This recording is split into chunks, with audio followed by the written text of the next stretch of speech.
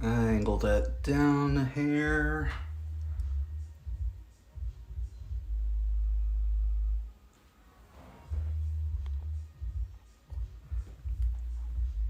Fine-tune tweaking and all that. I feel like I need something here.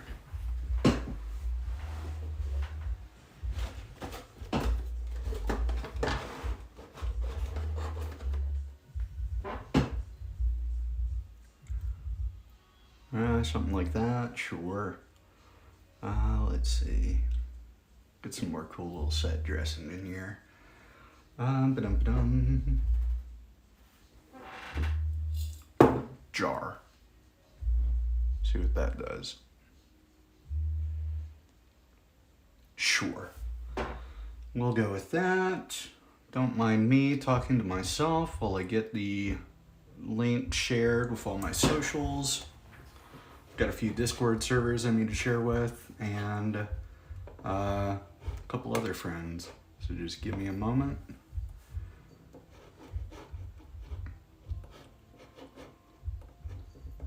And then we'll get on to building.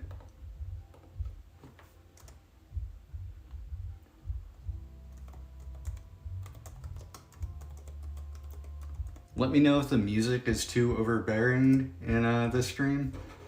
And also if the audio randomly dips out, let me know as well. Because the last stream where I did this, the audio decided like 20 minutes in, hey, we're gonna stop working, and just completely shut down on me. And one more server, where is it? There we go. And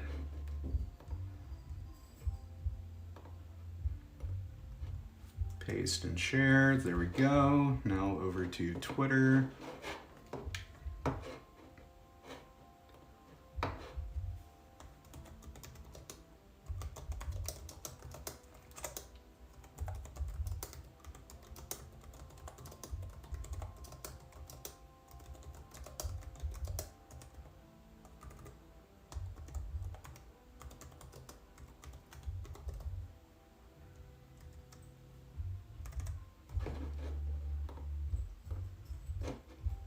And there we go.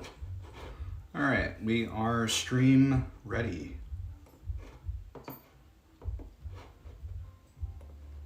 Stream ready. Just checking the audio to make sure it was still playing. All right. Take a sip of my coffee and we'll get the first box cracked out. This is the high mobility Zaku. I built this way back. This was maybe my 90th or so kit to build. I can check my notes real quick and find out. Let me see. Because I keep a build log of everything that I've done. There's my notes, and I believe this is shared between my devices. No. Never mind. Notes aren't shared between my devices. Wait, never mind. Yes, they are. Gunpla build log, and let's find the Zaku high mobility type.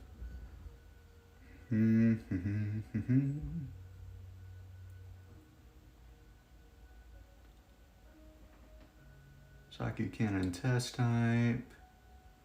Just a cannon. Was it part of my... It was my 94th build. It was part of my Road to 100 build-a-thon that I did. Ah, that brings back memories.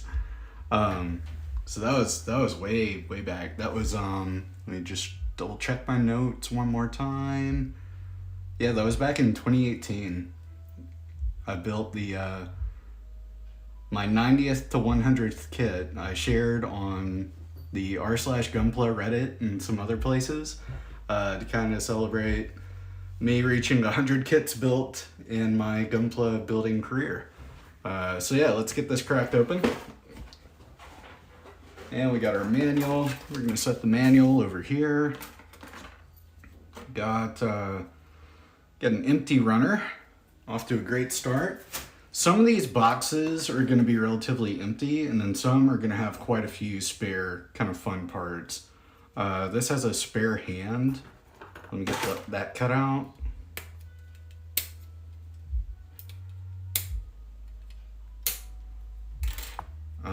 Is there anything else on this runner? No, rest of the runner is clear.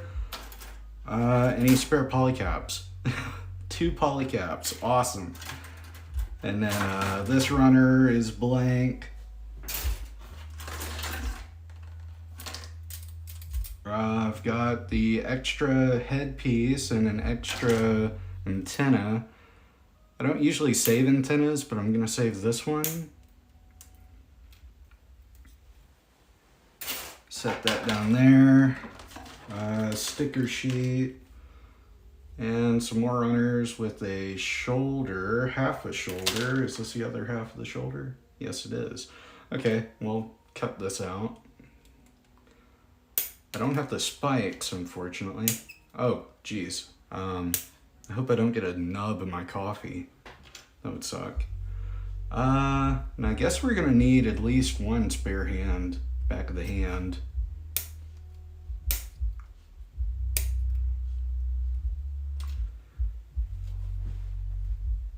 How is the music? Anyone answer, please? I'm just curious.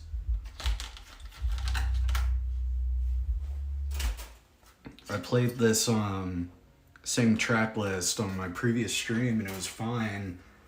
I deviated and pulled up a different playlist and it broke the stream, broke the audio. You're not hearing it, Borgie? It might be because I've turned it down a little bit.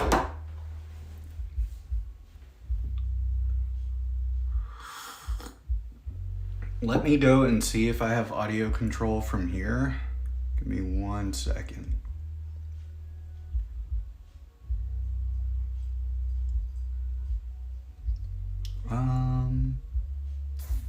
No, I don't think I do. Maybe if I... Aha!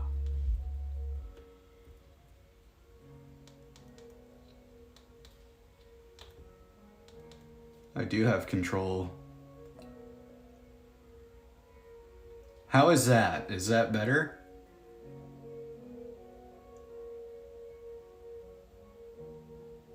It should be subtle. I didn't want it to be crazy in general.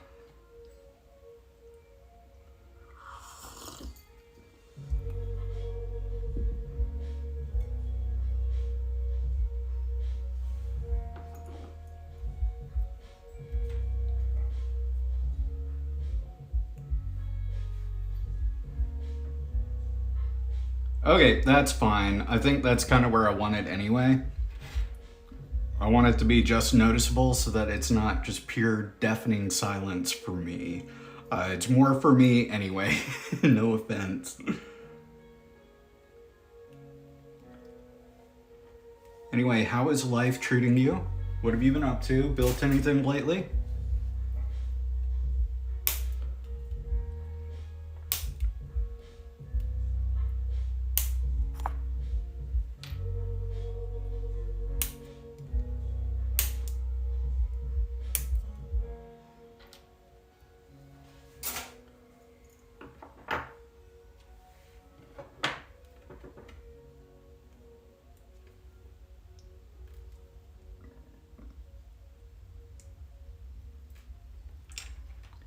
My past live streams where I built my first Lego kit in like 15, 16 years.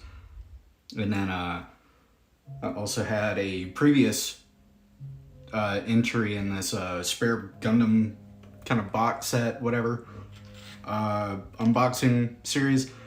And that's the one where my audio cut out on me like 20 minutes in and I had to just completely scrap that stream. I tried going in to see if there was a way for me to get an appeal, and there was no appeals option on it. I didn't have a copyright strike or anything, so I have no idea what happened, and it's completely possible that my audio just broke on me 20 minutes in. Hopefully it was just a freak accident. I just watched a nub fly over my coffee mug again. Alright, got our spare shoulder piece. I'm gonna go ahead and combine these. Without a poly cap, I can always take it apart and have a poly cap. I don't have any spare spikes, so I'm just gonna cut off this extra nub, and then I can sand that down, clean it up later. I've got our poly caps, we're gonna keep them here. Hey, there's a nub.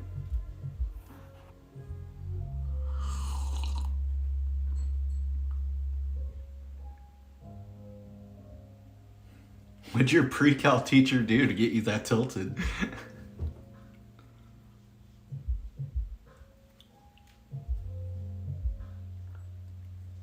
Because don't you think that's a little extreme, bud?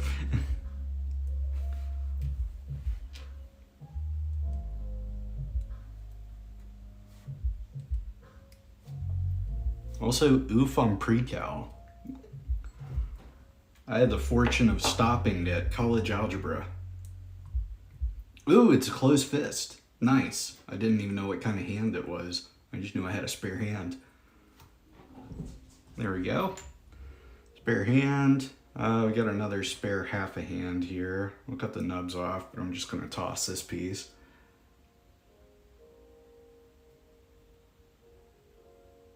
Oh, uh-oh. Yeah, no, I feel that. I always hated getting behind or not getting thoroughly explained how to do different equations in math. And then you'd get hit with a pop quiz or an exam and you just weren't prepared for them.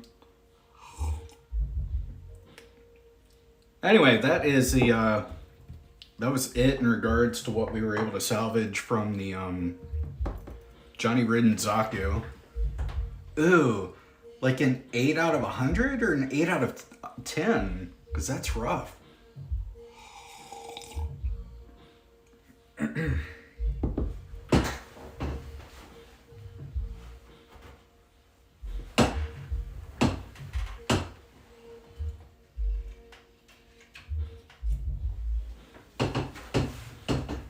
Yeah, that's like that would be grounds for I would go to your teacher and say, hey, this is an 8 out of 100. Is there really no way I can make this up? Because that's crazy. That's ridiculous even. Here's the Johnny Ridden High Mobility Zaku. It's a high-grade Universal Sentry kit. I really like the high-grade Hymos. They're really, really great. They're kind of a blend between the Origin styling and the F2. I was a little disappointed by its weapons. It's got the great, giant bazooka, but that was about it in regards to what it came with. It's decaled entirely, I think, with water decals that I had lying around. I did some paint work here on the antenna. And then, other than that, it's pretty much out of box. I've got a water decal here that seems to be coming up. Get that bubble kind of fixed. But, that's the Hymo Johnny Ridden. Let me put this back on the shelf where he belongs. Uh-oh. Downside to having a tightly modeled desk or shelf. If your kit falls over, it's gonna hit some other kits as it goes down. There we go. All right, that looks better.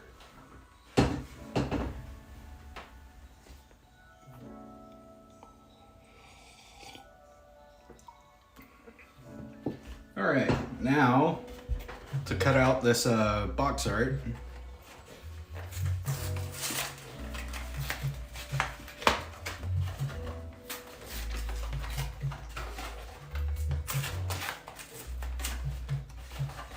Excuse my noisy tearing sound as I literally tear the box apart.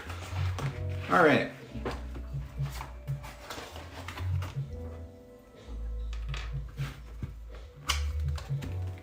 Now to cut out the box art. So the other kind of thing that I'm doing in my box breakdowns is I'm not only emptying the boxes of extra weapons or joints or armor pieces that I'd want to keep, I'm also cutting out the box art because I really want to save the box art. It's one of my favorite parts about getting new Gunpla, because some of the box art just goes so hard. And they get some really talented artists for a lot of them.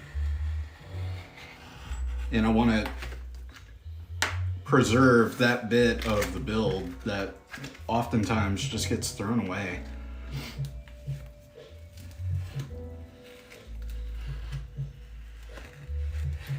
And both honorably and foolishly, I have kept pretty much every box art, every box, I should say, that I've built. And having over 100 Gunpla kits built, and then I've got about another 40 or so in my backlog, those boxes add up. So I've got a ton of boxes in my storage shed. When I was living in my apartment, I had a closet that was dedicated entirely to Gunpla boxes. And the cats, they had to share that closet with the litter boxes for the cats was shared in there. So I would come home and I'd find Gunpla boxes tipped over, jumped on. In one unfortunate case, I had a couple that got pissed on. Thankfully, they were boxes that I had repeats of, so I didn't mind that much. But that's the first box art cut out. Next on the cutting board, let's see.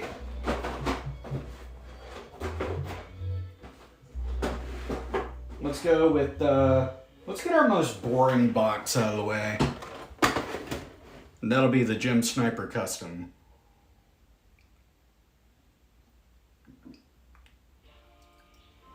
I love gems, but I hate P. Bandai box art.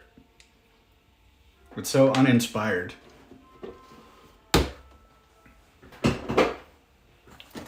Get our manual, toss it over there. I actually don't think we're gonna have a whole lot in here. That's an empty runner. That's an empty runner. Empty runner, empty runner. Because with the Gem Sniper Custom, it just didn't come with a lot of spares, if I remember correctly. Yeah, it's an empty runner. Beam Saber effect part. Here's another one in here. Beam Saber effect part. Because most of the weapons, cool clear piece. Most of the weapons that came in the kit were able to go on the model itself. Extra leg piece. This is one that didn't have the indent for you to put the weapon holster on.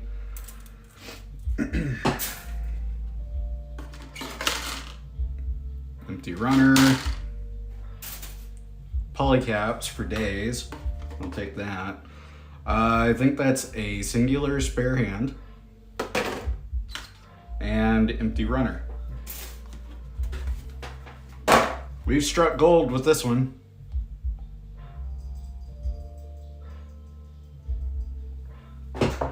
All right, done with coffee. Set the mug over there. I don't think people want to look into a crustulating, whatever you want to call it, coffee mug.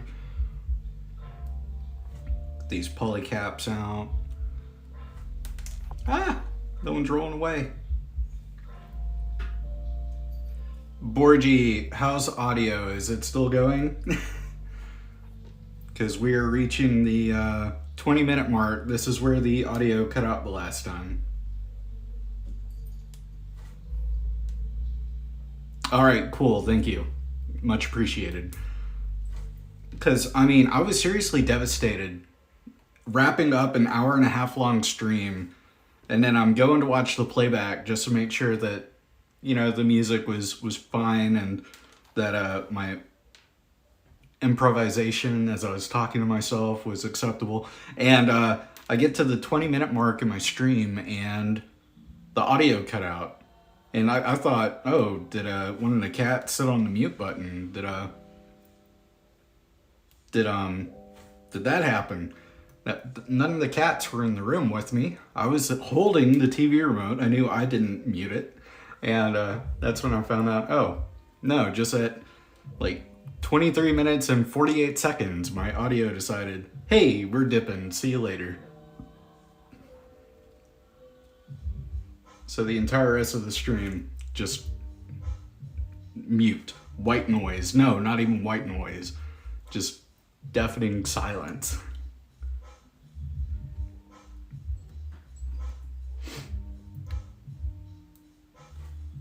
So it was an entire hour and a half just gone, basically. All right, these I'm gonna need to probably cut out.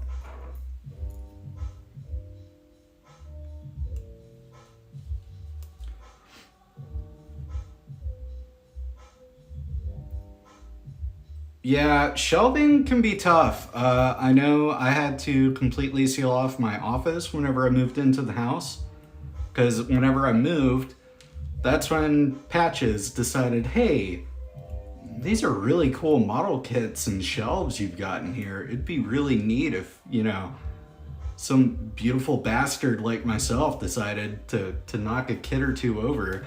And knock over kits he did. Anything that was on the first or second shelf of my units was in danger. They were in his kill zone. And so I would come home from work, and I'd be gone for 8 hours at a time. I would come home from work, and I would find 2 or 3 models scattered across my living room floor or in my kitchen, or I'd find one in the bedroom because he would like grab it, chomp on it, carry it with him wherever he went. So I had to seal off the office. The cats aren't allowed in here anymore. So occasionally you might hear one of the cats kind of scratch or claw at the door. I'm not ignoring them. I'm just protecting the model kits. And, you know, keeping them out of the way for lack of better words. I love them, but they can't be in here. They don't mix with my models anymore. At least Patches doesn't. So it's really his fault, but the other two, they have to suffer for it. And I think it really affects Chewy because he used to love sitting on my lap while I was building my Gunpla kits. And now he can't. He just can't do that anymore. So he's become quite a lonely fella. But thankfully, I'm not in here forever. And what was it that was on this runner? Oh yeah, spare hand.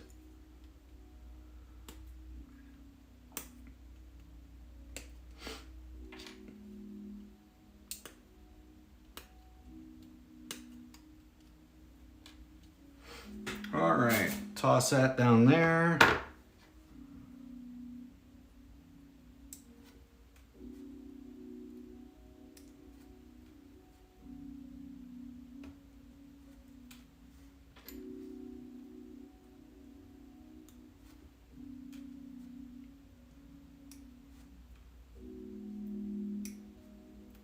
I was gonna start on my next build, but I've decided I'm gonna hold off until maybe a little bit later this week.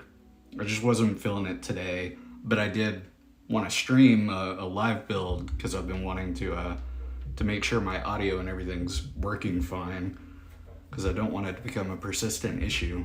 So here we are streaming, and we'll finish this batch of models, and then the next time we do a live stream, we'll build our next kit right here, which I'm teasing you all with in the corner. But next we're gonna get the top of the box broken down and get the box art, if you can even call it that, cut out.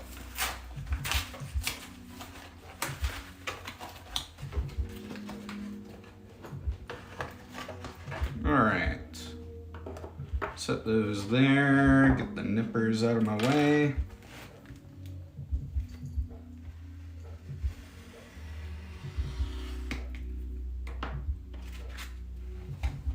And get this boring box cut apart.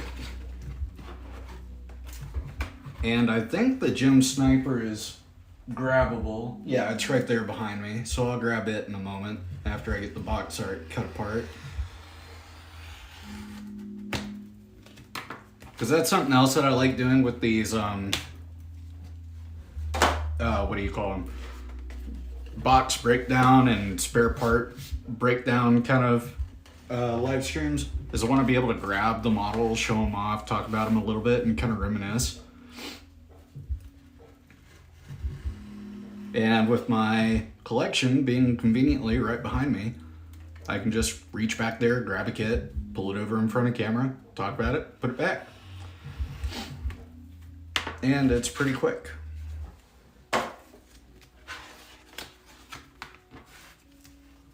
And one more side to the box. Hey, pretty good cut there. All right, let's take a look at this box art.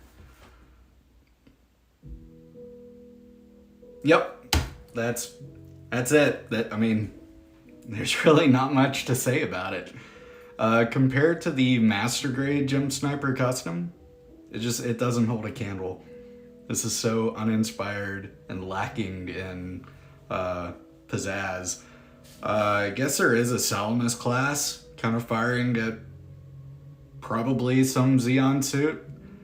And then there's the Gem Guards guard custom right here. You can tell because it's got the big ass shield. And I want to say this might be the reverse side of the sniper, guard custom. We'll find out whenever I break down that box, and who knows what stream. Maybe the next one I'll purposefully grab that box so we can compare. But I think it's supposed to be kind of the mirror of that. But we'll see. Anyway, set that box art over there with the other, and on to the next one. Next, I'm gonna say the Hazel. Oh, actually, before I do that, well, no, since I already said it, Hazel Custom. That'll be the next box that we break down here. Let me set that up there. And let me reach behind me and I'll get the Gem Sniper Custom model.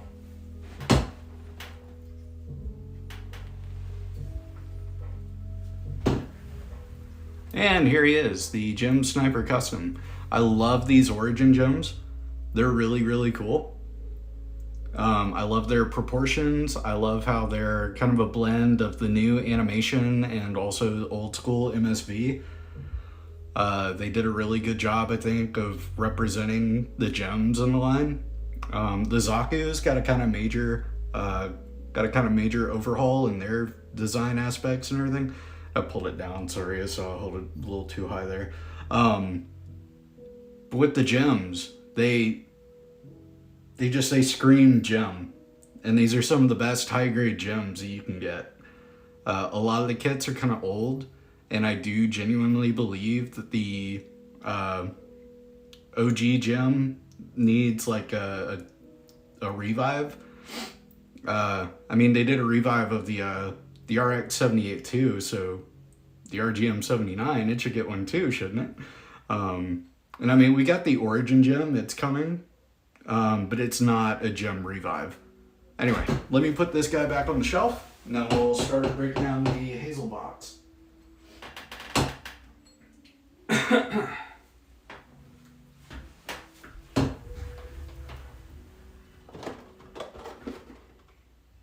See, this box art is so much nicer than the Gem Sniper Custom already. And these are these Advance of Zeta kits, which they've kind of re-released a couple of these. They did reprints. And then they also got some master grades of these a couple years back, which was neat. The Hazel Custom being one of them. It's a beautiful kit, by the way. But let's crack this open. I think I have a shield in here that's already put together. There's the manual. Set that down there. Yeah, here's that shield with a giant, disgusting sticker. I panel lined the back of it, it seems. Anyway, we'll set that over here. Let's see if we get any other spare parts. Nothing on this runner. Looks like part of a hand. Is the rest of that hand here? Oh, that's interesting. That's a different kind of way to put a hand together. So there's a spare part. We've got our beam saber effect part. We'll be able to get that from here. We've got a couple of poly caps. We've got a sticker sheet. Let's see if anything's left on here. Nope. Oh, these are neat. They're like smoke launchers. I'm gonna cut those out and save them. There are a couple things I could think of to use those on. So already more exciting than what we got in the Sniper Custom box. Let's get this hand cut out first. I want to talk about that.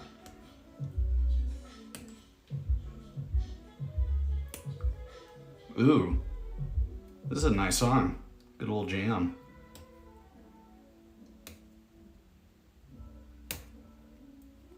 All right, that's the hand. I don't think we're gonna have a back of the hand. I think both the backs got used with the kit. So we'll just have the hold hand without a, the back kind of plate to it.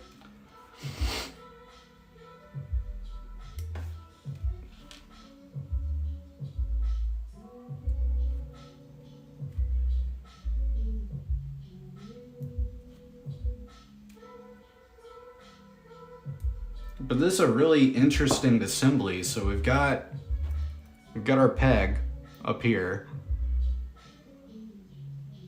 Got some nice detailing on the inside of the hand too.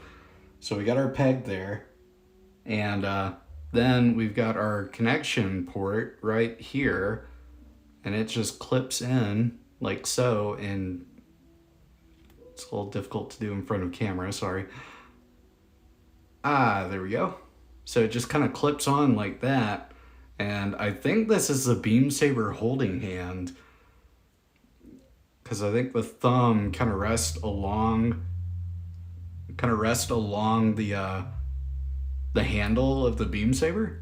So I think this is our beam saber holding hand that came in the Hazel Custom, but that's a really neat kind of way of assembling it. Usually the fingers would like clip onto the thumb or the palm, and then that would be your connection type. This is almost kind of akin to the new master grade gems and a lot of the other kits. They have this type of hand where it kind of slots in, and you'll have the fingers, and then it's the palm will be its own kind of piece. So it's kind of like that. Anyway, cool hand. Gotta hand it to you, Bandai. You did pretty good there. Let me get this knife covered.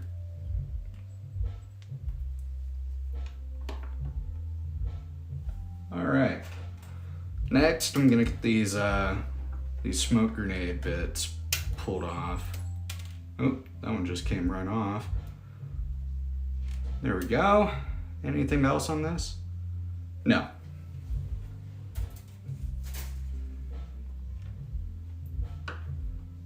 All right.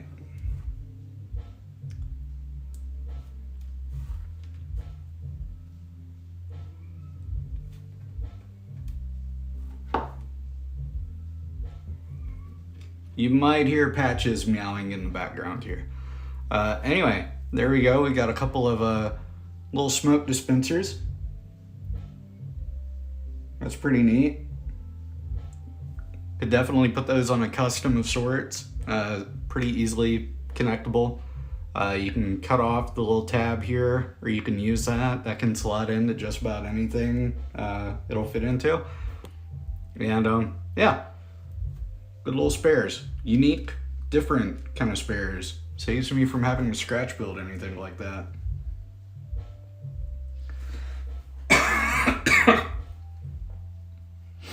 And let's see, polycaps. Let's get this beam effect part.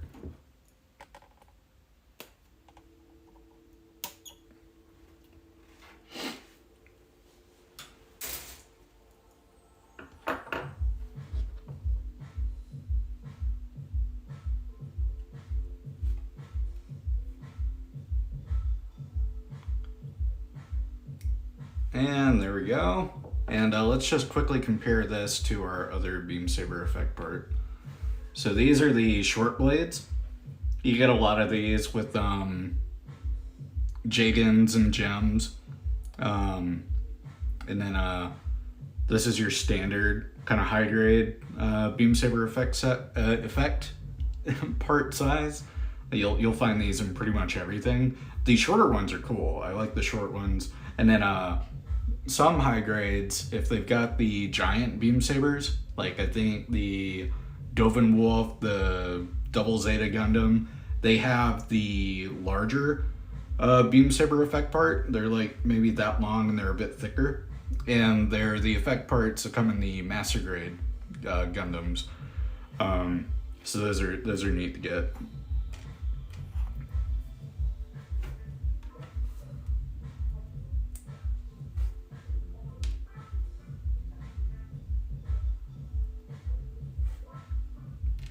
I can imagine the master grade EX giving you some lessons in patience. It's a pretty involved kit.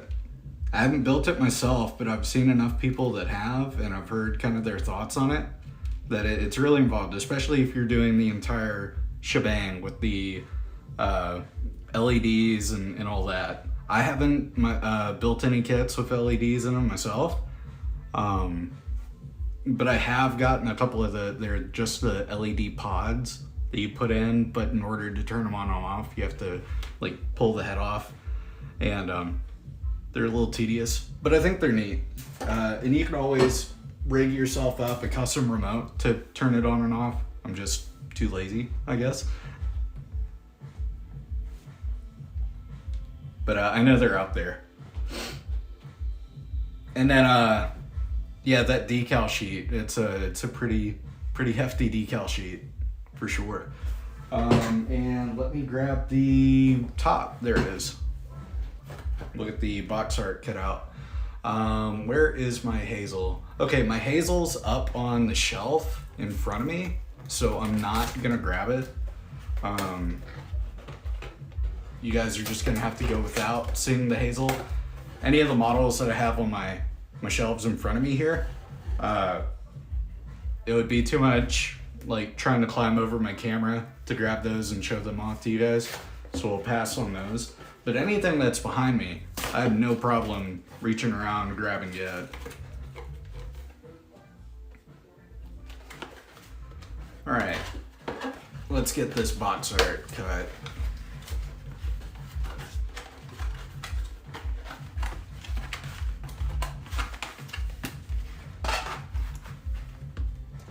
Find my knife, there it is.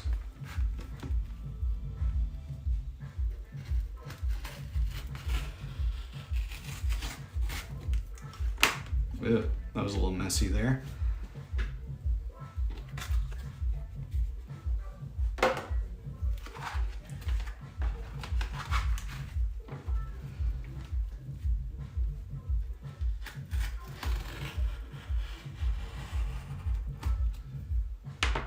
This was high grade number 56.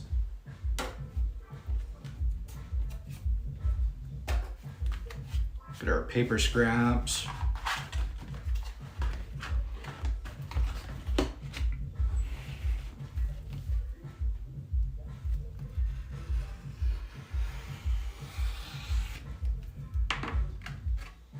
Oh, pretty clean cut there.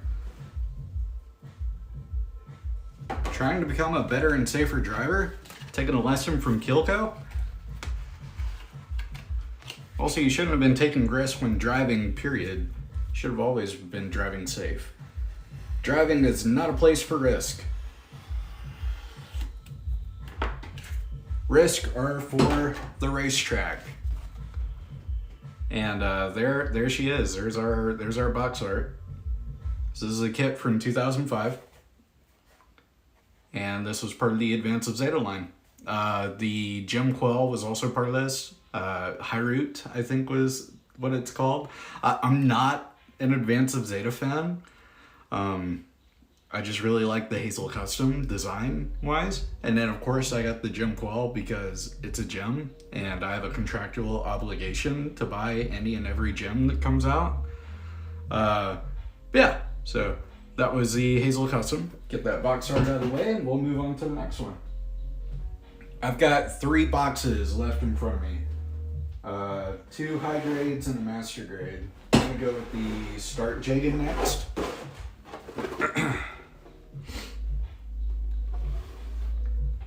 Get that open, set the box art over there.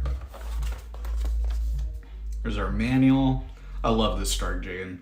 I kind of want to get the master grade, but I also kind of don't want to get the master grade. I know I just said I'm contractually obligated to get one of every gem type, but my kind of gray line or fine print to that contract is if I've built it in a different grade or scale, I get a free pass. So I've not bought the Start Jagan, so it's not on my hit list of kits to get. Though it looks amazing, and the Master Grade Jagan, I've built 2 of them already. They are fantastic builds. So far, nothing on the runners. Oh, hello. There's a cockpit piece right there, and the front of a hand and the back of a hand. Okay, so we'll save that one. Uh-oh. Get off, please. There we go.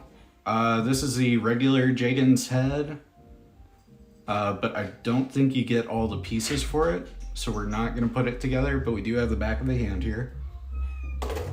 Oh, I know, Patches, you want to come in here, but you can't. It's your little stinky boy. There we go. All right, beam effect part. That has nothing on it.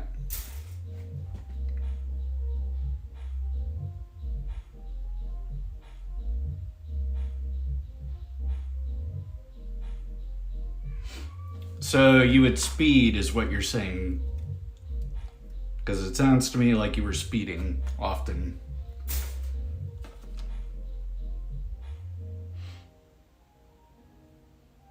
I don't know what that is.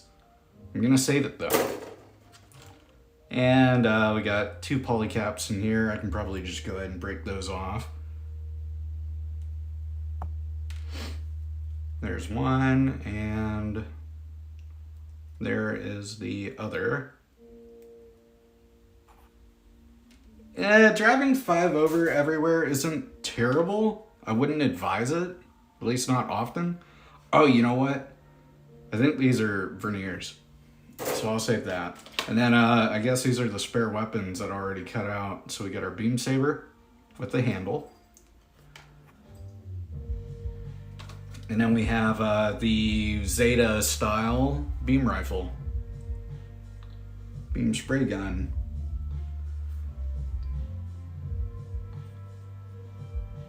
Minimum of 5. Yeah, okay, that's not very good.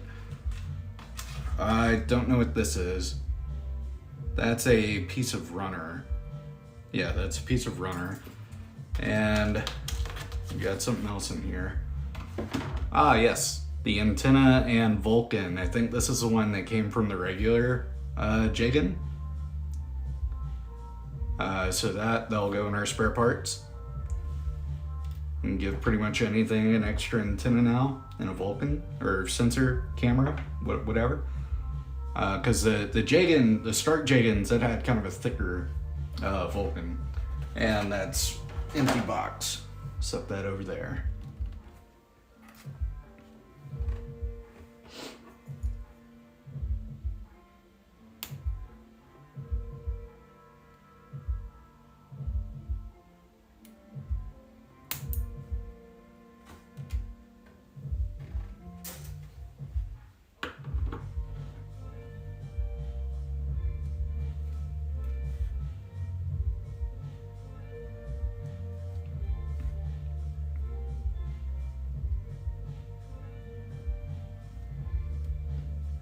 I'm gonna do a quick comparison of these beam effect parts. Are they the same? No. Okay, so we got a long one and a short one here with the start jigging. That's what I was talking about earlier. These shorter blades, you see them a lot with the jiggins, but then you also get the option for the longer effect part if you prefer those. And set those over there. I also want to note real quick, I like this lighter pink color. Usually you'll get this red, the more subdued, saturated pink, or less saturated pink. It's nice. It's also a little thicker on one side compared to the other. So it's got almost more of a sword shape as opposed to just a straight and even blade throughout. So that's cool. And what did we have on this runner? Oh yeah, these verniers. Ooh, got some cool trumpet going on. At least I think it's a trumpet. Might be saxophone. It's some good wah-wahs, that's for sure.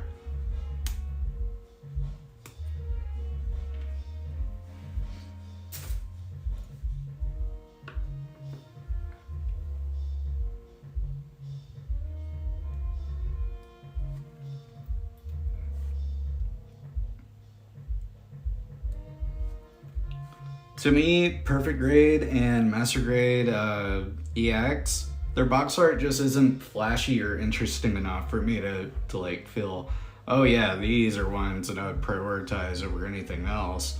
The Sotheby Verka, I've got its box art, or I've got its whole box rather, in my shed.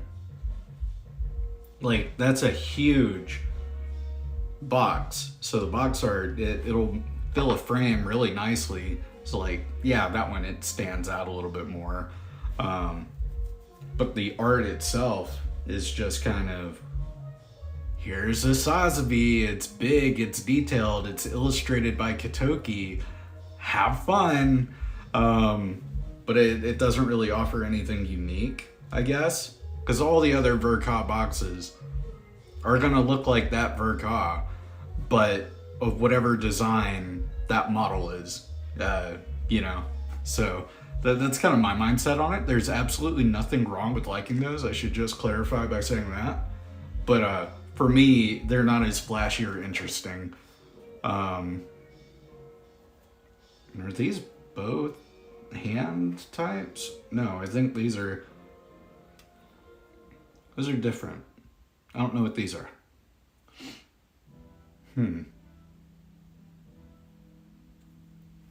But that is clearly the back of a hand. So we're gonna cut that out. And you know what? I'm gonna save these just because I feel like maybe they can be used as armor plates or panels. If you wanna give a model kit kind of a reactive armor look to it. I think that could be neat. So I'll cut them out, we'll use them. But the Jagan head, there's just not enough to cut these out and do anything with them. So they will go in our trash bin. And we'll get the hand pieces off of here.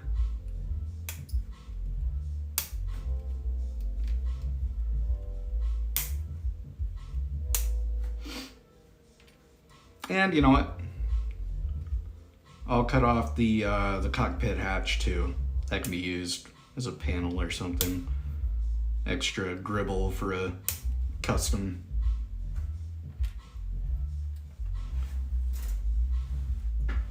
Well, I guess if we say fold it down, that doesn't mean thrown away.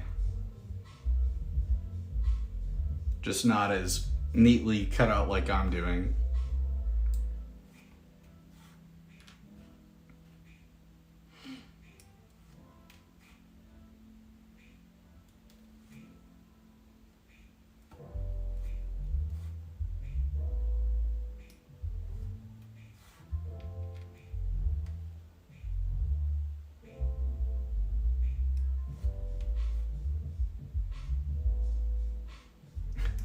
Back on the subject of driving, I haven't seen Kilko make an appearance yet. I wonder what he's up to tonight.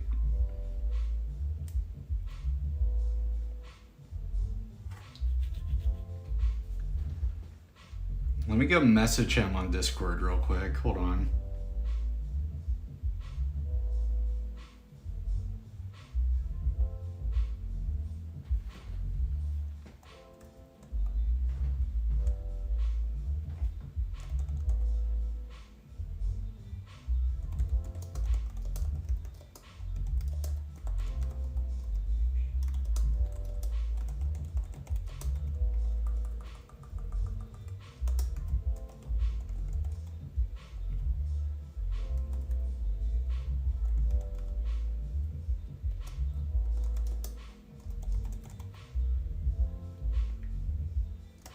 Alright. Messaged him real quick. Maybe he'll make an appearance, grace us with his opinions and thoughts. Maybe he can give you some driving pointers, which I then would strongly advise you don't take. Alright, got that cockpit hatch over there. Let's get the back of this hand cut out.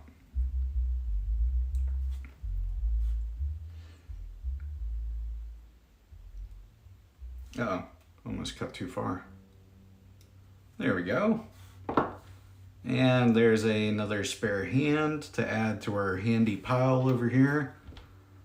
Yeah, no, I'm gonna keep throwing up these dad jokes whenever I can. They're not stopping anytime soon. I have 3 cats, it's kind of in my blood. Also, I drink coffee late at night, so it's how I get by. I'm still trying to figure out what these pieces here are, because I'm looking at the manual, and in regards to the front of the model, there's really nothing here to indicate what these are, unless maybe they were like veneer covers, like they would cover something, you know, on the legs. That's all I can think of though.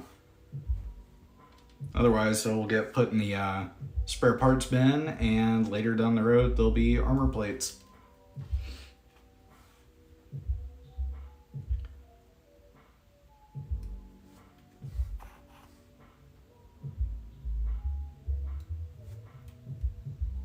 All right. So not a bad little collection of spare parts we've amassed so far. Grab that Start Jagen box art. Let me see if my Start Jagen's behind me. Give me a second.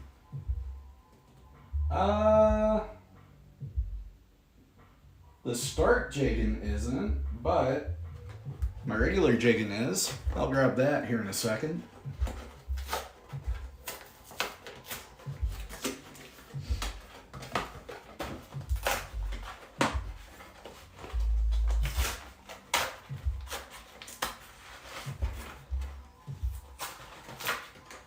All right. Oh, let me set that down. Let me grab this Jagen.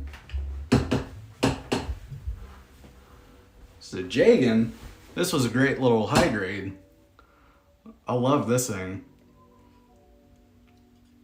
The Jagen is one of my favorite gem designs, and the HGUC kit is really, really nice. The proportions, the styling, it's really good. There's a lot of custom paint, or there's a lot of paint application that you'll have to do. Like all these verniers, sorry, I bumped the camera there. All these verniers on the sides of the arms and here on the legs, those you'll have to paint yourself.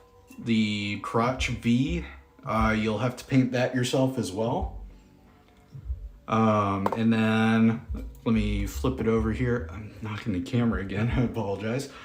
The big verniers, the insides of them, you'll have to paint as well. Oh, and here on the feet, the bell bottoms.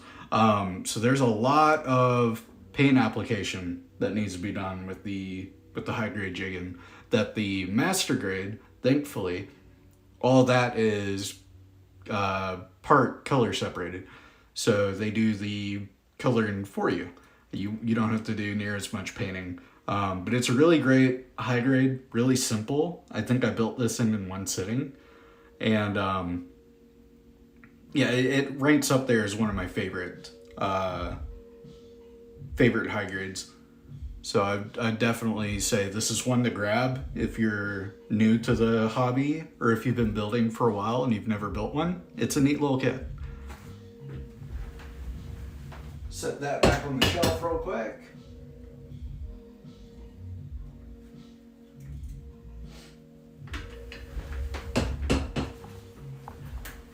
Like, it ranks up there with one of the best kits, in my opinion, in the high grade line, off of sheer simplicity.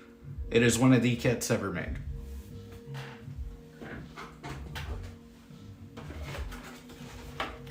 And back to our box art. We'll get this cut out. Move our nippers out the way.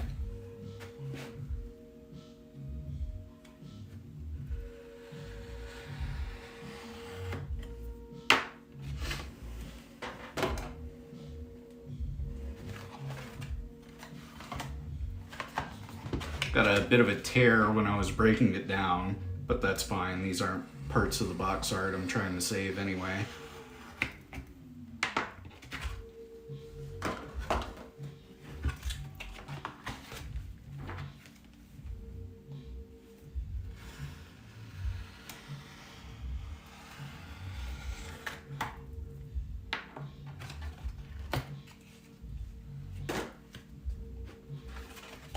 And one more side, and then we're done here.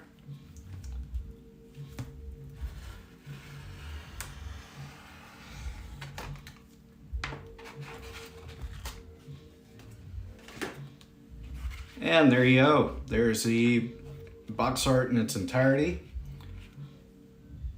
I like the boxes that credit the illustrator. I don't think all the ones that are broken down today or the ones in that last match had the illustrator, but this one does. So that's really nice. This one was made in 2010. It's part of the Unicorn Gundam line. And I want to say that this kit only predates the Char's Counterattack standard Jaden that I showed off earlier by a year. So Unicorn, we kind of have Unicorn in a way. It's a stretch me saying this and totally not based on any research or anything, but I feel like Unicorn, the start Jagan, made the high grade Jagan come sooner than it probably could have.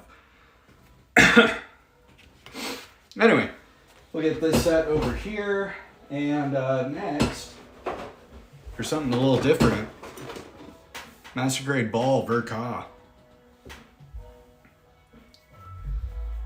This is one of the first Master Grade Verka kits that came out. I think the RX-78-2 came out, and then this was like the very next one. And without diving too deep into the Ball Verka memes, this is one of the kits ever made. I freaking love the Ball Verka.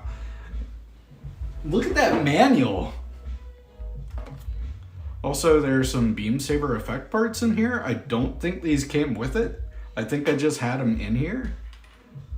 But there's our manual. And I love these manuals. The Verka manuals really, they really go an extra step. You get these cool illustrations of like cross sections of the ball. You get some great photos of the kit assembled. You got the different ball variants. So the ball C and the ball K, I think these are both from 0080. No, not 0080. 8th MS team. I know the ball K is from 8th MS team. Ball type C though, that might be the one from Igloo, but without the shark mouth. Oh, and then you get this kind of silly picture of the crew members painted up. There's one illustration somewhere. There's the man himself. There's Kotoki. There's an illustration where these guys are painted in just the wackiest colors, and I'm trying to remember where I saw that. Flip through the manual real quick. Other than the little cool cross sections there, it's pretty standard. You do get a color illustration for the decal placement, and it's a little more involved than most other master grades, where it would just be a front view, side view, back view, showing like, hey, this is where these go.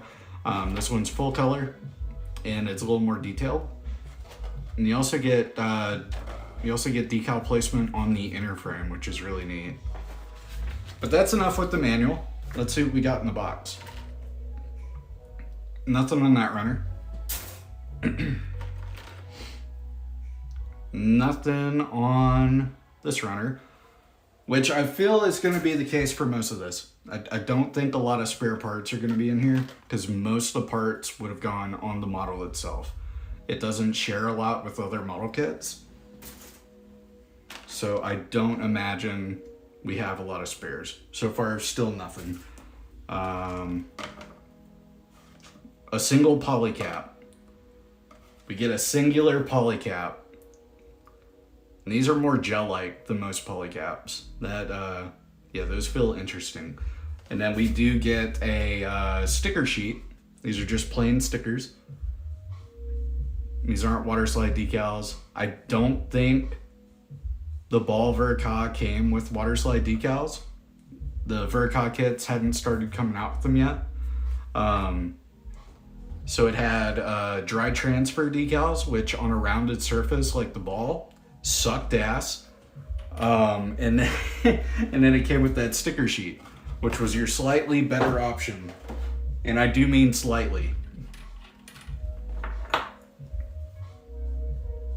Let's get the singular polycap that we've saved here. Get that cut out. I think it cuts here. And if it didn't, it did now. And then we got this little section here. All right, so a very squishy polycap. That might could be used for something. Everything else in here, though, trash. And then we got our beam can't speak. Our beam effect parts, which we'll get these cut out now. These are the master grade size. So this is that kind of third size that I was referring to earlier.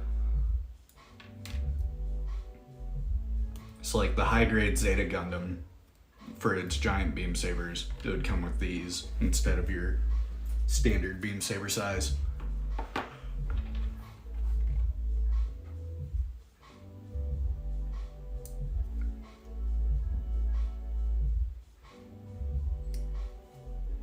Still alive, Borgie?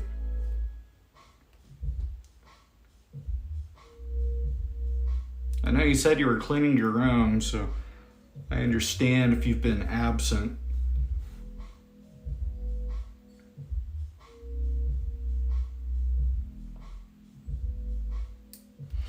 Ah!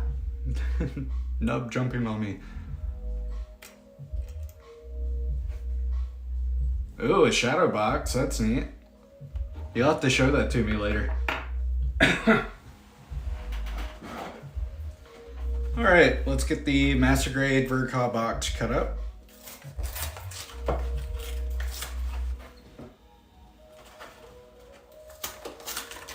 Because we are nearing completion of the stream with this. Got one more box and then we are done. And then we will kind of wrap. I got some things I'll talk about. I'm gonna go over the recap that I gave of my stream plans that I gave in the last video that I had to delete. Where's my knife? There it is. So I'll go over that, and then next time I get a chance, I'll go outside to the shed, grab some more boxes, bring them in, and I'll have those on standby for the next entry in our box breakdown series.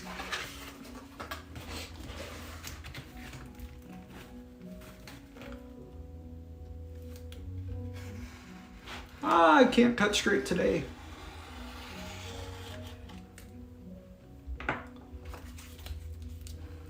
Get that. cut out, moved over there.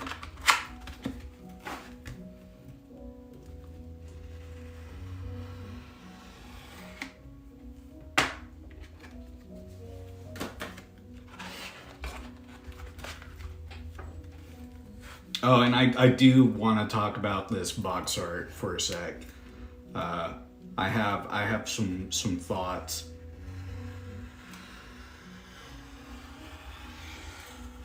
That was a pretty clean cut there. All right, so aside from our little nick here, where I lost control for a second, not a bad job cutting it out. But let's just appreciate this box art for a second. Just a nice moment of silence while we appreciate it. Take in its details and take in the features of the ball and why it is one of the single most best kits made in all of Gunpla.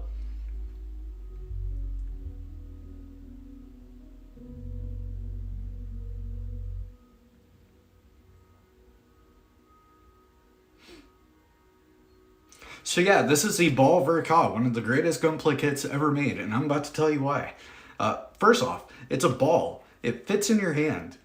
You can throw it. You can hit it. You can punt it across the room. It's a ball. American sports took so much inspiration from this. Baseball didn't exist until the Mobile Pod ball came out. Football wasn't a thing until the Mobile Pod ball came out. No spherical object existed before Ball Verka.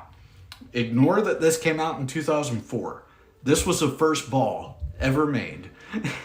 And I'm gonna grab it right now. We're gonna bask in the real deal's glory. Because I have this ball in my possession.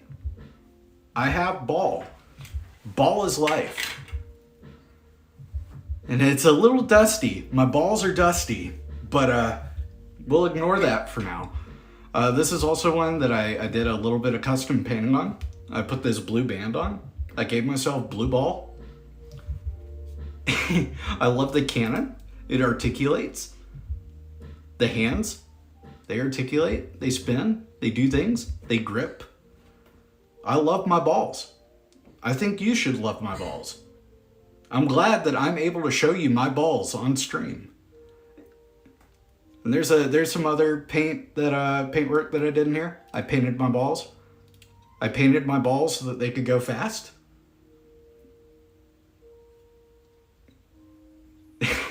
and I think you get the gist of why my balls are one of the greatest things to ever grace this earth. And not only do I have this ball, let me grab the other.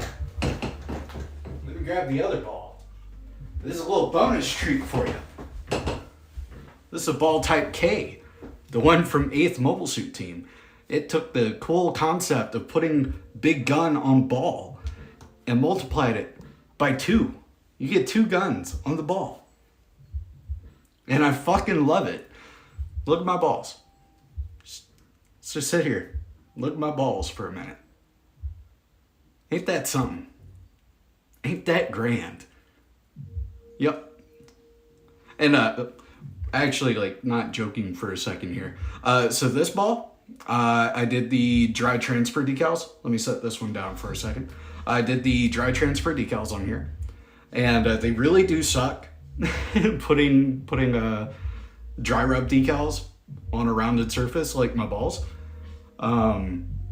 Some of them came out a lot nicer than others, but you can definitely see where I couldn't quite get it straight along the edge of the ball, and the decal got kind of lost. And then this one right here is a sticker, and I put it over a painted piece, and it didn't work. It doesn't work. But on the ball type K, which I built almost 2 years, maybe even 3 years later, I did the water slide decals, and they look so much better. Also, I just like the colors of the Type K a lot more. So if you ever get the option of getting the Ball Verka or the Ball Type K, get the Type K.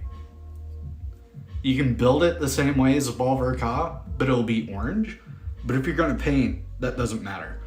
But in regards to just the base look of the ball Vericon, the Type K, I like the Type K a lot more. And I also painted the white band. Usually it's all orange, but on this one, I painted it white. Here's another large water slide decal. There's another one along here. But it's just a really nice kit. And then I did some painting here in the cockpit. Don't know if it'll show very well on camera. I did metallic paints. But anyway, those are my balls. I'm gonna put my balls away now.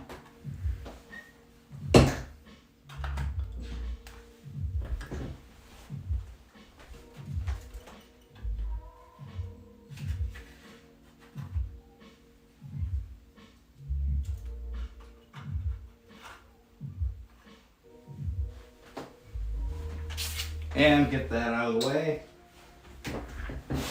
Thank you for joining me in my overly drawn out joke about my balls. that was fun. Let me scrap this paper debris off my desk. And we got one more box, ladies and gents. We got the Zaku Type 1 from Mobile Origin.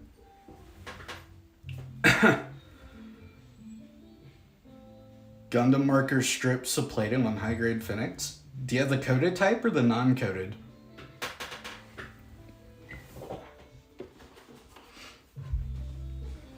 And while you're typing up your response, I'll get this open. There's a manual. I love the Origin designs so much. And ooh, looking in the box, have we got some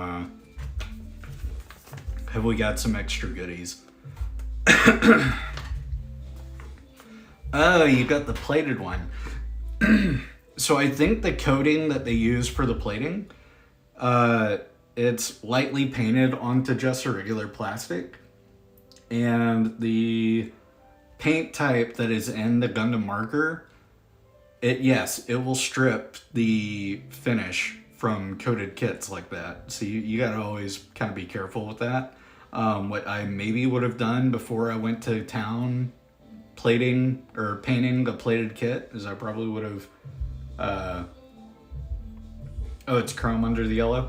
Well, I would have still maybe top coated the kit if you were gonna paint it in any way. And then I would put the paint over the top coat just so it doesn't affect the kit colors underneath. That's what I maybe would have done there.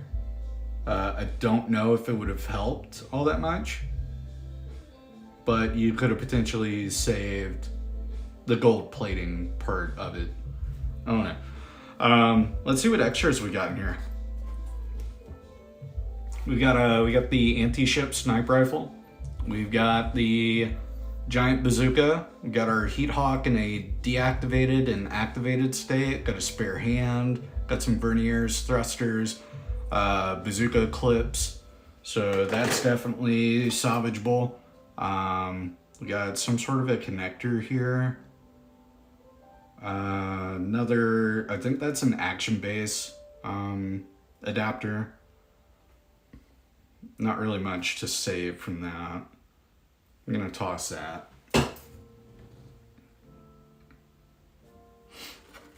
And we got our polycaps, got plenty of polycaps saved from there. Got the backs of some hands, got a shoulder piece. We've got our Zaku 2 style shoulder shield, so we'll save that. Got our extra kneecaps. So you get the knees in gray and in green. I think I put the gray ones on my model. And that looks like it's gonna be it from this runner. All I'm interested here is the Zaku shield, so I'm gonna save that. Everything else will be trash. And let's see, empty runner. We've got an alternate Zaku chest piece here, but I think that's, oh, we've got our alternate elbow pieces. but there's not really anything that I can see used on multiple different kits, so I'm gonna put that in the trash. Let's see. Then these are both empty runners.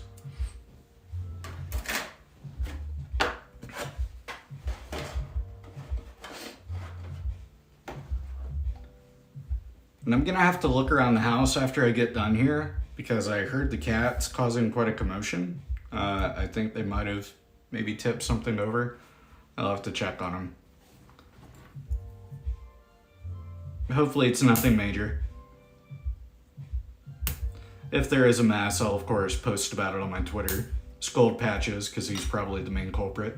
And then I'll just clean it up and wake up tomorrow like nothing happened. That's kind of the life I live with my cats. Alright, that's the shield cut out. Speaking of cats, there's one scratching at the door now. If I had to guess, Patches. Yep, that confirms it. I hear you, bud. You want to come in? Too bad. I'm not ignoring my cats. Just to be clear, they're just not allowed in the office. As soon as I'm done here, I will join them on the couch and we will stream some more episodes of Monster. And I don't know if a polycap needs to go in there or not. But funny thing is, we've got this nice little pile of extra polycaps, so we can certainly put one in there. And I think I want to do that just because it'll come in handy later down and making connecting easier. Ooh, except not that polycap, not that one. We need something different. I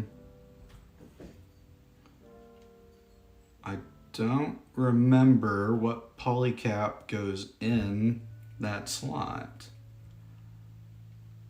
I think it's one of these. See how that works. Oh yeah. That's much better. That sits more flush. We'll get that connected. Ah, there we go. And there you go. Extra Zaku 2 shoulder shield. So I can paint that, throw that on anything, and give it a Zaku 2 style shoulder.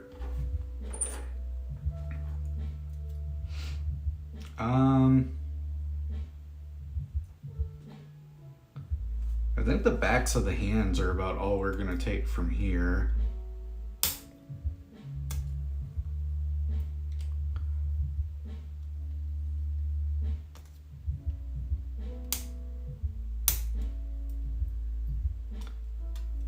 All right. Yeah, that's everything we'll take from there. And then this is our main course here. We've got a lot that we can salvage from this runner.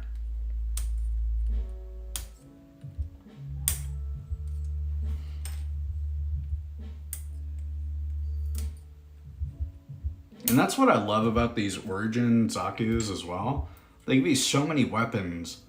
And you get the option that, like, if you wanna, you can put all the weapons on the kit itself. Or if you have a spare parts bin, like I do, cut them all out, put them together, sometimes 3, 4, 5 years after you built the kit itself, and put them in your spare parts. Use them for a custom later down the line. Because a lot of these boxes that I'm breaking down, a lot of them really do date back to 5, 6 years ago, some of them. Because I think I started in 2016. I was in college, and Gundam and Gunpla, they were a big part in helping me survive through college. My first couple semesters were really rough, and I was kind of ready to drop out entirely. I wasn't feeling college. I was still kind of jaded from high school. High school just never clicked with me. I never fit in. I never had anything that I was really passionate about except for video games. And then in regards to what they were teaching us in school, none of it felt like it would really stick with me. Bumped the camera, sorry. So I was just kind of done. And I didn't think college was what I wanted to do. But I took a year off, and then I started building Gundam models, and it kind of rejuvenated my interest in art. And went back to school. I enrolled in the art program at my university, and I had a great 4 years. And I got really involved in the art department. So in a way, yeah, Gunpla kind of helped me find a college career that I liked. And now that I've graduated, I haven't applied it towards anything. I stream on Twitch, and I work at an eye clinic. But the streaming on Twitch aspect of it is what I enjoy most. I've really enjoyed getting into the platform and building up an audience, engaging with you guys. And it's helped me to apply what I went to school for and utilize it in a real life scenario. So I guess the moral of my story is find stuff you're passionate about and go to school for it. And you don't have to utilize your degree right away. Hell, you may not even get your degree. You may decide college isn't what you wanted, but find something you're passionate about and apply it towards everyday use. Find ways to keep it thinking of find ways to integrate it into your daily routine, into your daily life, build from it, and just continue to enjoy it in whatever way you can. Because I'd kind of burnt out on Gunpla. This is the first I've built in like maybe 2 years. But a lot of that had to do not so much with losing interest in the hobby. I was living in an apartment, and it was really difficult to build in the apartment environment. It was a little too cramped, and I just kind of fell off from it. But I'm back. I'm building more. I'm enjoying it, and I've started to stream what I build. You thinking of ditching Modern Warfare 2 until Cold War, or ditching Modern Warfare 2 for Cold War? Yeah, that's fair. I haven't played Cold War myself. It looks really fun, and I will definitely be playing it when I get to it in my COD Retrospective series. But until then, I'm playing Modern Warfare still, the 2004, or not 2004, 2007 Modern Warfare, the OG. I'm playing the remaster. And then after I finish the Modern Warfare trilogy, that's when I'll play Black Ops and Cold War.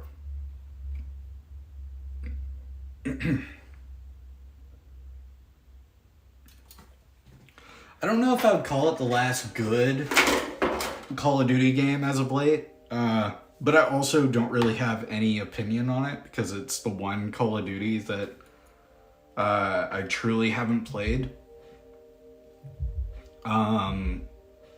It came out in kind of a stacked year of games for me, and it was one of the ones that I just decided, Call of Duty, I've been kind of burnt out on it lately, I'm gonna skip it. So I did. But I got it for Christmas this year, so I'll definitely check it out, try it out, and formulate some actual thoughts and opinions on it. But for now, it's just, I skipped that one. So I can't really say much about it. But I think some of that also had to do with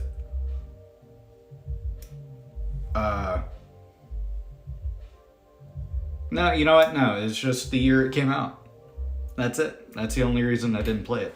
I think otherwise I would have gotten it, but I just didn't. And, but I think what kind of kept me from jumping immediately onto it was Vanguard came out right after. And Vanguard was awful looking.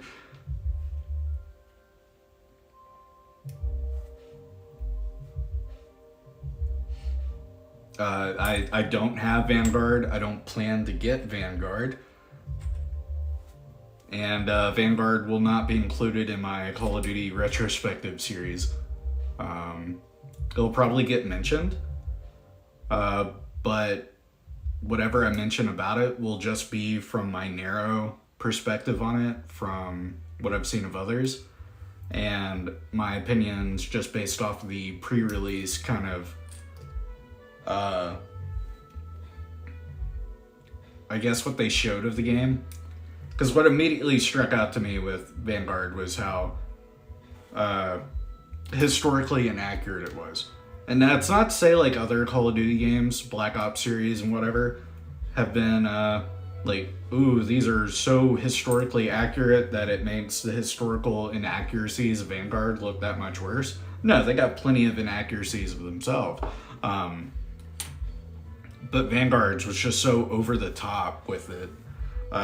And it became such a huge talking point that it just turned me off. And then they utilized the Modern Warfare and Call of Duty Black Ops, well, later Call of Duty Black Ops Cold War, would use it. They used the gunsmithing from Modern Warfare. That to me, it just looked like a World War II skinned Modern Warfare 2019. Which was super uninteresting. It missed the point, I think. Whenever I play a World War II shooter, I want guns from World War II. I don't want to come up against an STG-44 that has been chopped up into the most minimal parts to make it like a carbine, basically.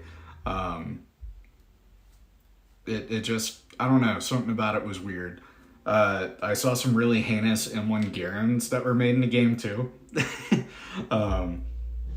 They just look terrible. So it kind of turned me off from the game before it even came out.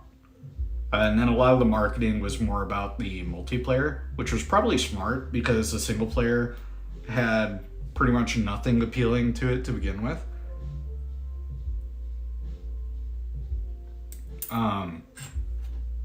It was you're pretty much phoned in. Hey, let's get obscure characters, or what would be perceived as obscure or lesser known characters and players in World War II, and let's bring them all together for an Avengers style team, and then from there, instead of it being about World War II, it's actually this like top secret assassination, Fourth Reich thwarting super squad, and that's gonna be awesome. But it didn't do anything for me. I've seen enough from other content creators that I know that if I did get the game, I would be uninstalling it pretty damn quick.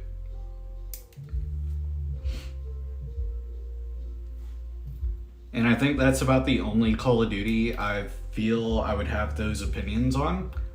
Because all the other Call of Duties that came out before it and after, they paid a little more respect to the historic nature of their setting. Or they decided, yeah, we're not a historically accurate game. We are set in the future, or we are set in a alternate setting that will not draw so heavily from actual historic events. And I think that was just the better call for those games. So they don't bother me as much.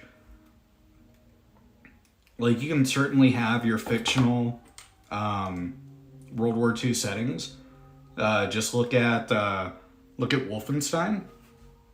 But when you're trying to sell the game as something that it's not, it just bothers me. I don't know where I'm going with that, but long story short, just wasn't into it.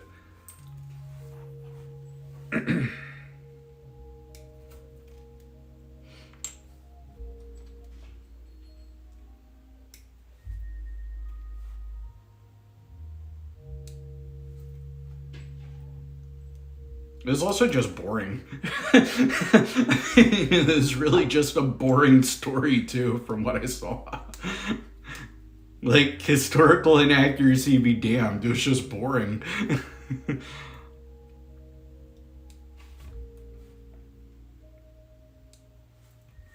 And I think one of my issues with Call of Duty Modern Warfare 2, the 2022 one, not 2009. It was such a departure from Modern Warfare 2019. And I'll talk about this a bit in my retrospect stream as well, but since we're here and since we're kind of talking about Call of Duty now in a Gunpla build, I'll mention this real quick. So Modern Warfare 2019, its story and it what it was trying to kind of tell, a lot of it was based off of the at time looking back perspective of the war in Afghanistan and some of the kind of events around that. And they even played off with like some fictional perspectives of the Russian war in Afghanistan and its aftermath. But it had a really grounded, based on reality, based on pretty recent, in the grand scheme, events. And, you know, built a pretty compelling story, that brought some unique characters in together at the end. But it was an interesting ride. It felt entertaining while also being like, hey, no, this is kind of commenting on and providing perspective on historic events. And then Modern Warfare 2, it's like, nah, we're gonna go back to that Avengers style. We're making a super squad team, and their goal is to stop the missiles from going boom. Oh no, American missiles in the wrong hands, and I don't know.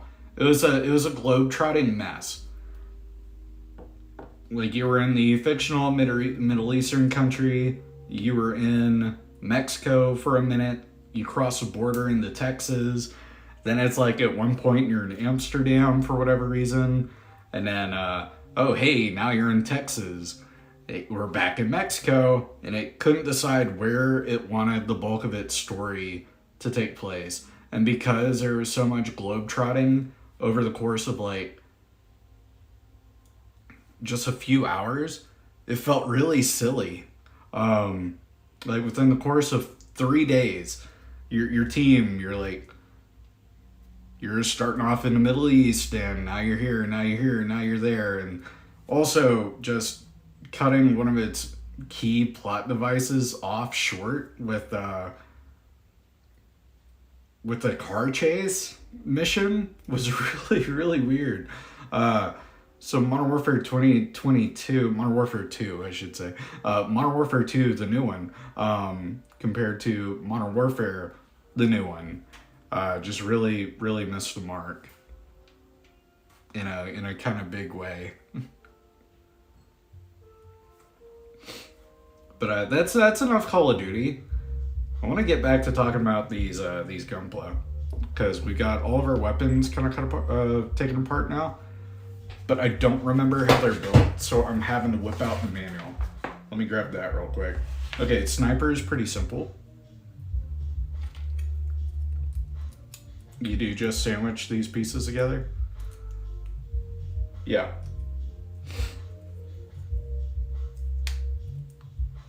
So I mean, if you wanted the rifle without the scope, totally an option. But there's your anti-ship rifle. Oh, let's get the other half of the muzzle brake there.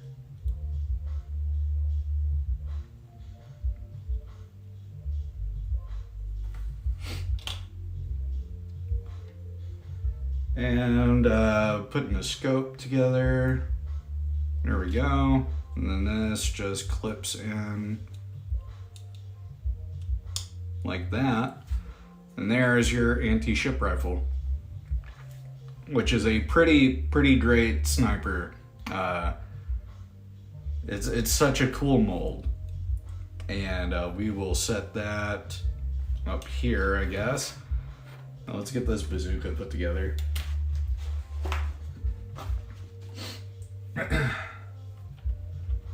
Which the bazooka is also pretty straightforward in its assembly. I probably could have figured this out without the manual. Except, wait a minute. Have it upside down, I think. Do I? It's kind of weird building on camera, because the camera and whatnot is slightly in my way. Which side does this peg into? Okay, it goes in on this side. There we go. All right, so that goes there. Doop doop doo. There we go. And from the bazooka, it's got a notch, so they'll go on here like so. There we go. And the back of the bazooka also has these kind of notches. We'll get that put on there. And what am I missing? Scope and handle.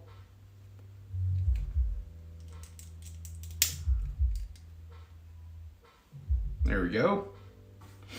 And then we're gonna get a magazine. And there's our Origin style giant bazooka, which I really like the Origin style of it. I think that it kind of slimmed the design down a bit. And I think it made it a little larger proportionally to the Zaku. And I don't know, I like it. But we'll set that down there. There's our stockpile of spare parts we've amassed. And we'll get these polycaps taken out, and then we're done.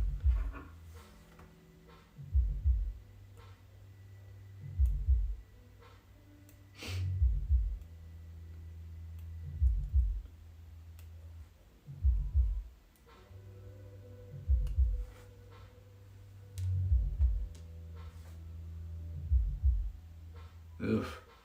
Our quality dipped a little there. Resolution took a tank. Did that happen for everyone, or is that just my playback that I'm checking? Because I've got my stream playing here in the off in the corner, because it's how I engage with chat when I'm doing these kind of streams. And I've noticed it's kind of losing quality, and I can't tell if that's for everyone.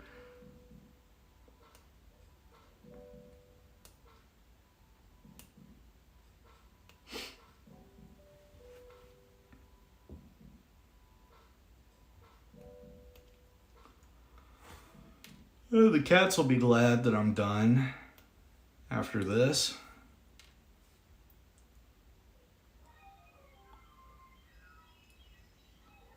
Oh, the F-14 is such a great fighter jet.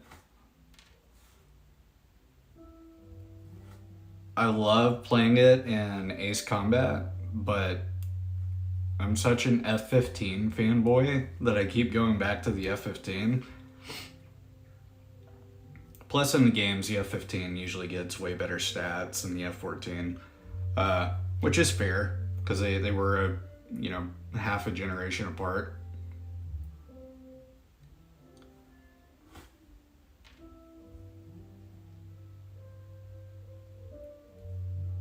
And they were also designed with very different roles in mind. I think the F-14 is very much like a fighter. And then the F-15 was designed with so many more multi-role mission types in mind. So they're pretty different in that regard. Yeah, the F-14D is beautiful. And in regard to jets, I think 148 is going to be the more common scale. 132, that's more of a armored tank kind of scale. I think it ended up being used as an interceptor in a lot of roles, but it was built with dogfighting in mind. It was like, I think, one of the last major jets with dogfighting as its like central kind of aspect. I know they make 132 scale. I was just saying, like, that scale, when I think of tanks and armor, it's tanks and armor, not so much planes. Planes, I usually see them in 172 and 148.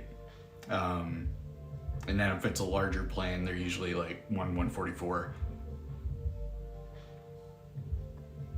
Yeah, I have a 112 Messerschmitt 109. I don't know how many of its parts are in the box. It's a really old vintage kit by, I think, Revel. It's one of their old Revel models. But it's 112 scale.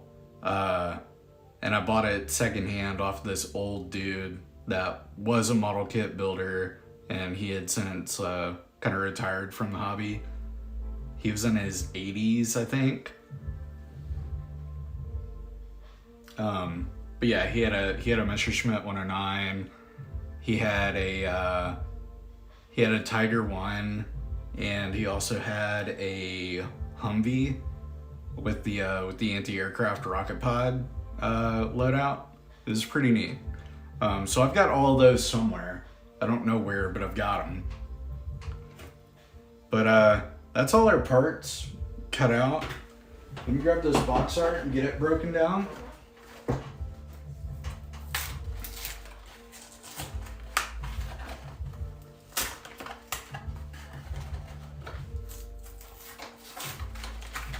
Because I'm starting to lose my voice and I'm getting a little tired. So we're going to be wrapping up here soon.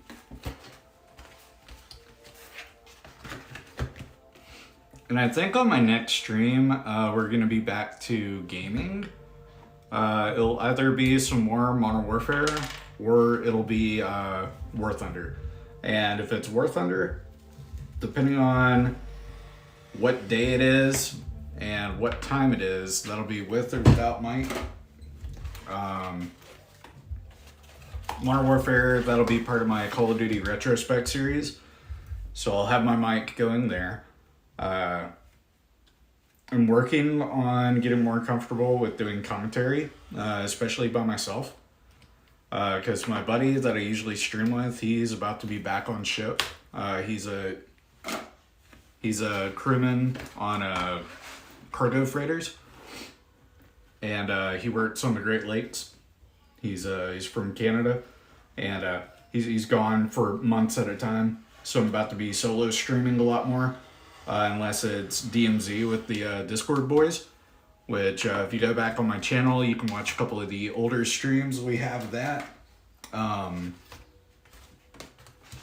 But a lot of my playthroughs are going to be going back to solo, but I'm trying to get commentary put in to my gameplay, because playing with commentary and being able to talk about what you're doing and other subjects and whatever chat's kind of going on about, it's good for community engagement, and that's something that I'm trying to build up here, because you guys are pretty cool. And I want to get to know you all, and you all tune in to watch me, so you ought to get to be able to know me. But there's our Zaku 1 denim slender from Origins. I want to say this is denims and this is slender. Slender was I think both of them, denim and slender, were the Zaku pilots that were Char at the beginning of Mobile Suit Gundam.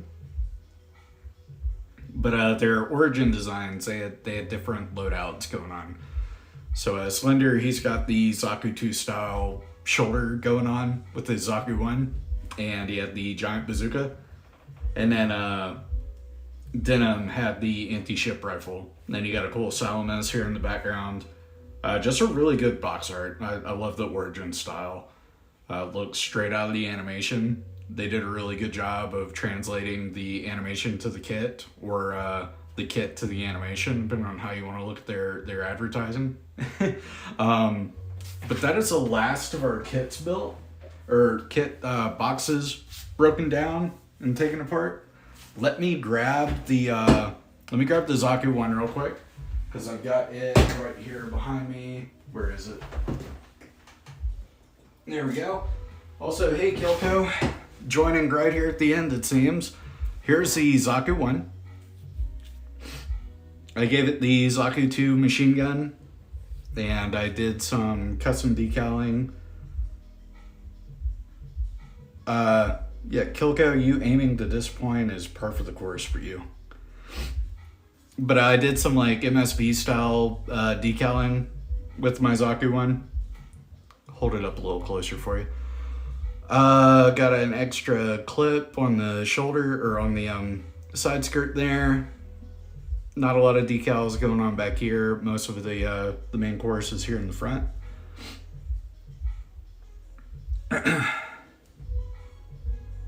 And I've got a custom OC character, an OC pilot that I made for this.